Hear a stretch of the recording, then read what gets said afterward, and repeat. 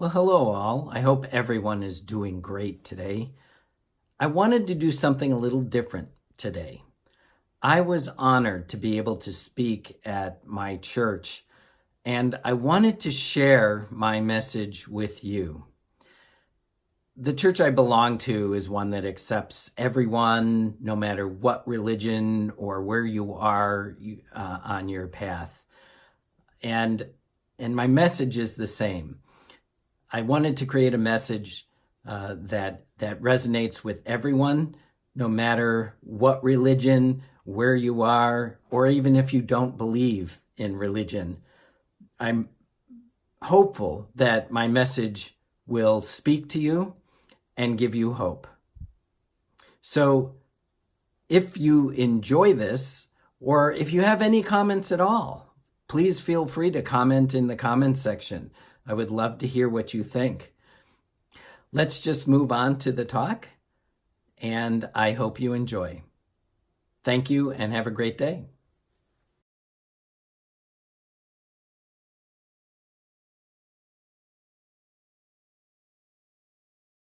So a few weeks ago, I was headed to an appointment, and I knew that I usually arrive about 15 minutes early to this appointment. But this day I happened to be running late, and I was running late about 15 minutes. And I thought, no problem, I'll arrive right on time. Well, as soon as I hit the road, it felt as if everyone driving in front of me decided to go under the speed limit. And the lane next to me was just whizzing by. So I would go into that lane, and then everybody in that lane would slam on their brakes and slow down. And okay. At the appointment time, I was only about 2 minutes away. And I thought, great, I'm just going to be a few minutes late, not a big deal. Until I saw the red flashing lights and the gate come down in front of the train track a couple of cars ahead of me. And would you believe it was the longest and slowest freight train that decided to come meandering by at that time? Sound familiar? Anybody else have this situation? I was so frustrated. And I said, why me? Out loud in my car. Why me? And what I was really saying is, why me, God? Why are you doing this to me?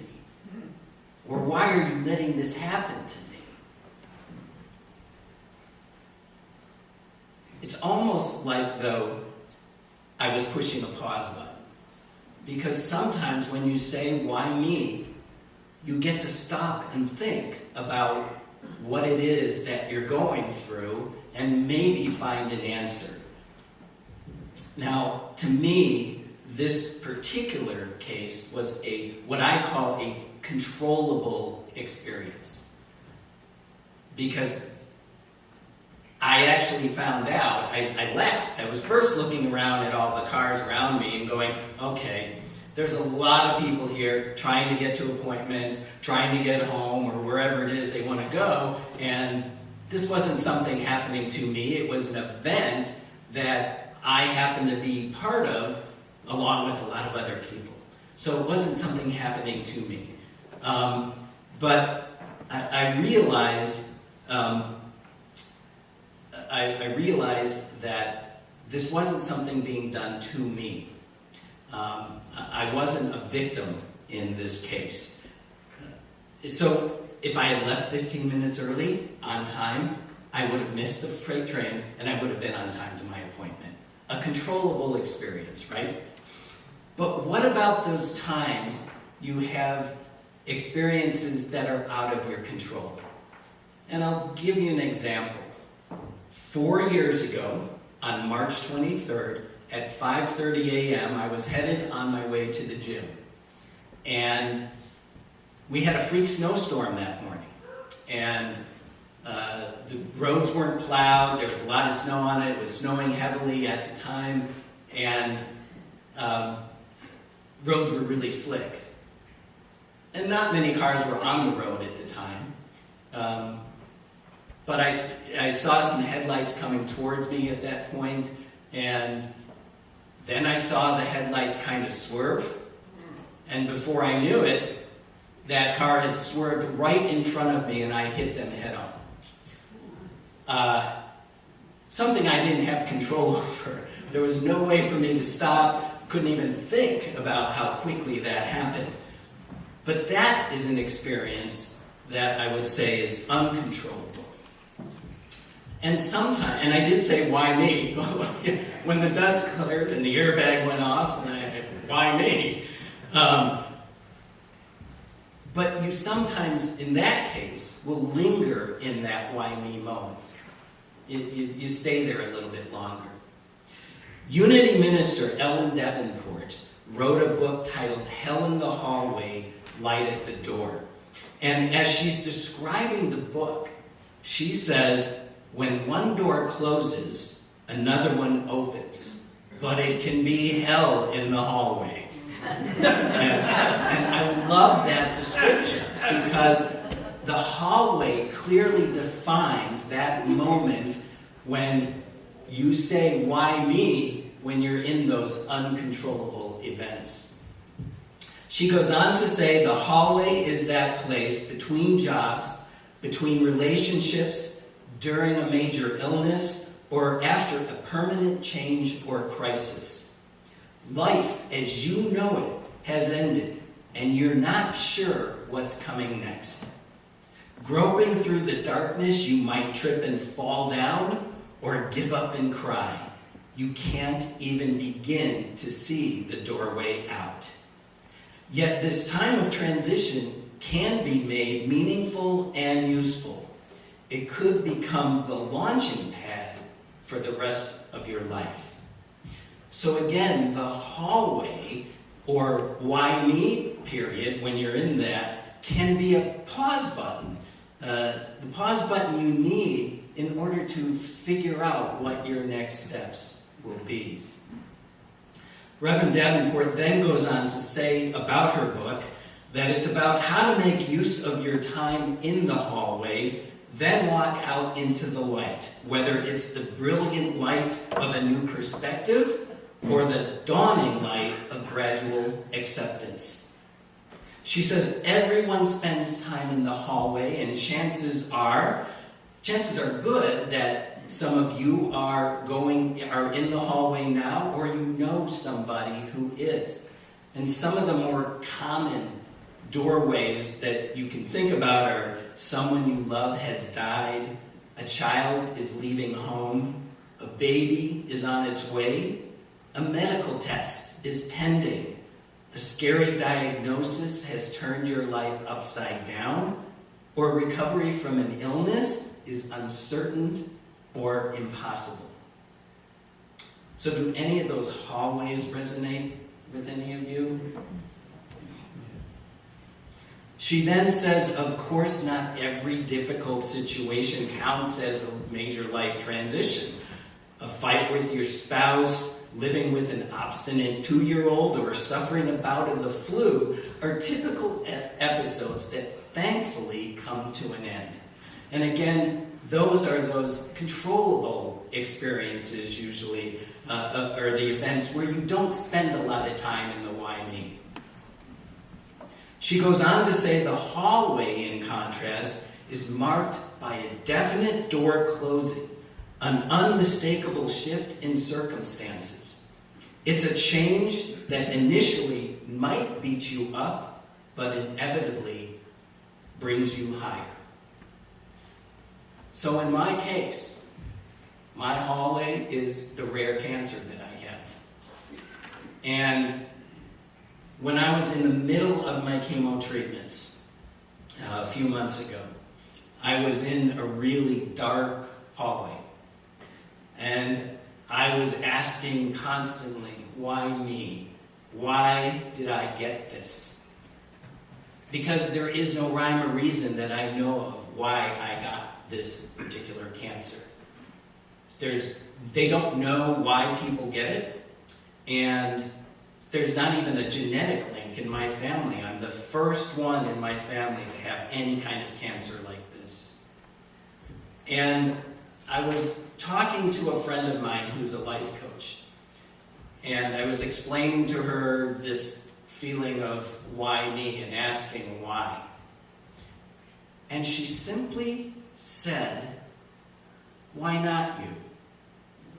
And I thought about that for a second. And then she said, "If not you, then who?" Now I will tell you, a few names of some politicians did pop into my head.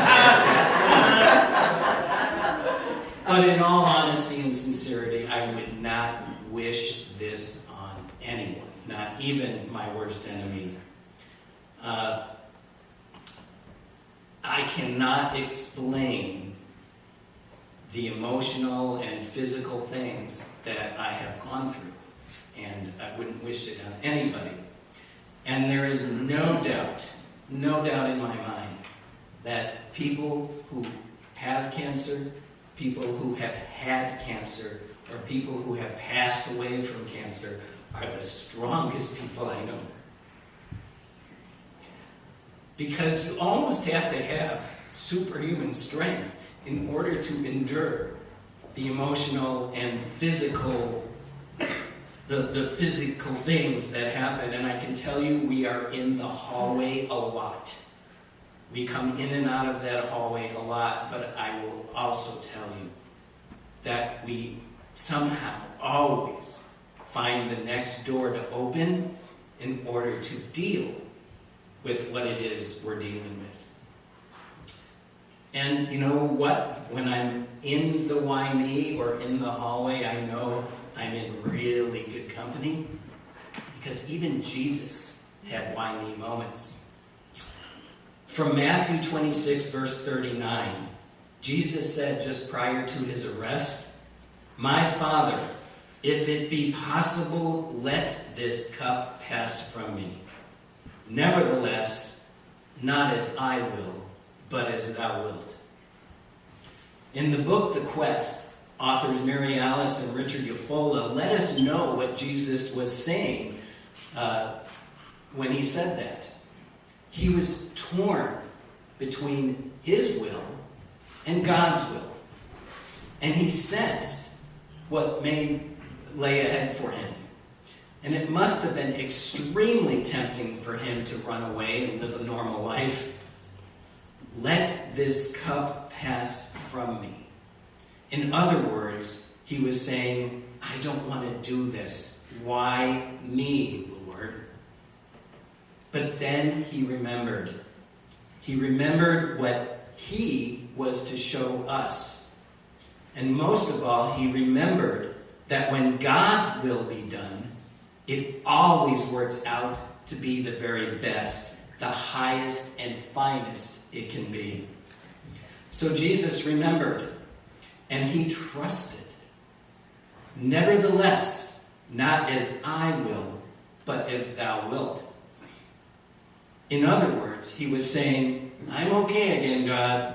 I'm back on trail. I lost it there for a bit, but everything's okay now. He found the door. He opened the door and found the door that he needed to go through. But sometimes you need to look at things differently in order to move out of that hallway or the why me phase, in order to remember as Jesus did. Unity Minister Patricia T. Bass wrote, "When you find yourself disappointed or discouraged, it might seem natural to simply look around for someone or something to blame. But when you do that, you feel like a victim. You're giving your power away to someone or something outside of yourself. Instead, ask yourself, how can I see this differently?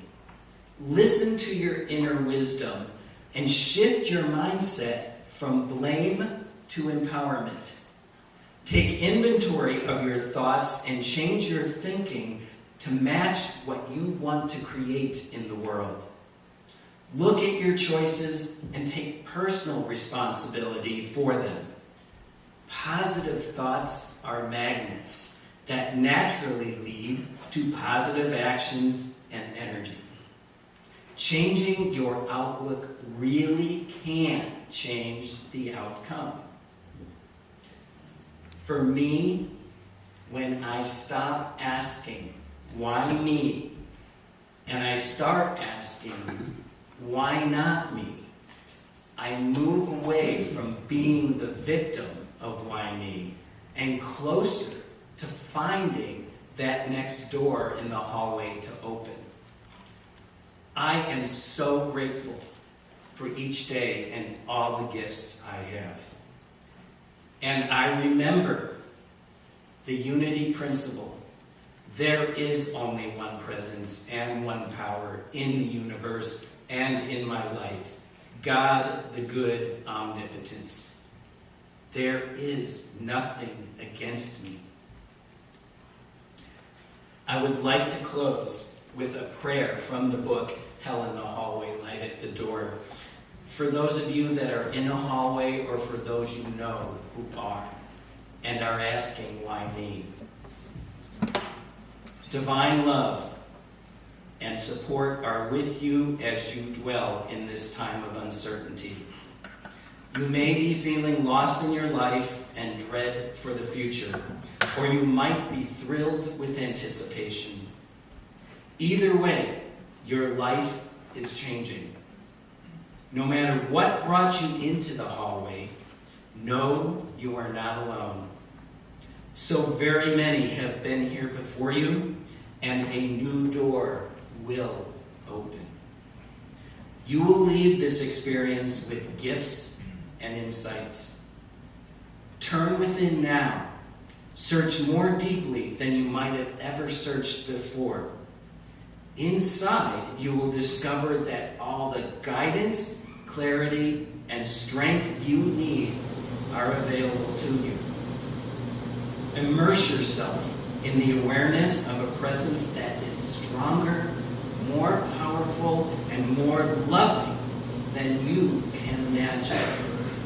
You are never separate from this divine presence. You are one of its many expressions. Draw from it like a deep well to nourish yourself on this journey. And so it is.